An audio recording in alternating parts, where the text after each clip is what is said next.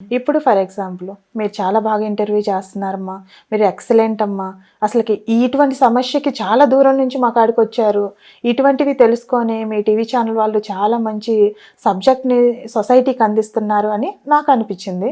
So ఇప్పుడు నేను అది చెప్పకుండా మీతో ఇది చెప్పేసి బయటకు వచ్చే లోపల "ఆ, ఏమోనండి నాకు తెలియదండి ఇట్లా అయిపోయిందా" అనేది వస్తే ఎలా ఫీల్ అవుతారు మీరు? మీరే అప్సెట్ అయిపోతారు. సో ఇక్కడ ఎవరో ఏదో అంటున్నారని అప్సెట్ అవ్వకూడదు.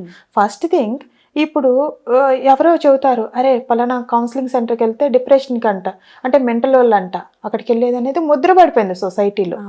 సో దీన్ని క్లియర్ చేయడానికి ఈ కౌన్సిలింగ్ సెంటర్స్ కూడా ఉంటాయనే విషయం తెలియదు.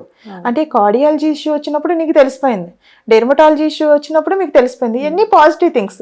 ఒక బ్రెయిన్కి సంబంధించిన ఇష్యూ వచ్చే లోపల ఒక నెగిటివ్ థింగ్ వెళ్ళిపోయింది.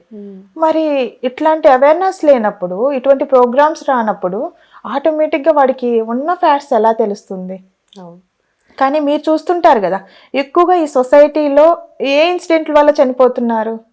లైక్ లవ్ ఫెయిల్యూర్స్ కానివ్వండి, లేదా ఎడ్యుకేషన్ ఈ మధ్య నవడేస్ స్ట్రెస్ వల్ల.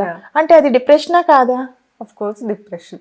సో అలానే లవ్కి సంబంధించిన ఎఫెక్ట్స్, ఇప్పుడు అబ్బాయి యాక్సెప్ట్ చేసినా చేయకపోయినా, అమ్మాయి యాక్సెప్ట్ చేసినా చేయకపోయినా వాళ్ళు క్రిమినల్గా కూడా మారే ఛాన్సెస్ ఉన్నాయి, చూస్తున్నాం కూడా.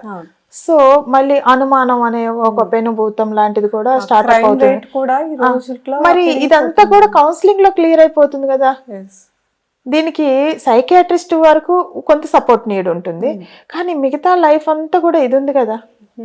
సో ఇదెందుకు పిచ్చి వాళ్ళకి అని అనుకుంటున్నారు? ఓకే, సో ఎవరికైనా ఎలాంటి పర్సనల్ ప్రాబ్లమ్స్ కానీ మనకి మీరు చెప్పినట్టుగా సో కొంచెం మనసు ప్రశాంతంగా లేకపోవడం లేదా ఏదో ఆలోచించినప్పుడు డెఫినెట్లీ కౌన్సిలింగ్ లో మనకి ఆ సెషన్స్ యూజ్ అవుతుంది, క్లియర్ అయిపోతుంది.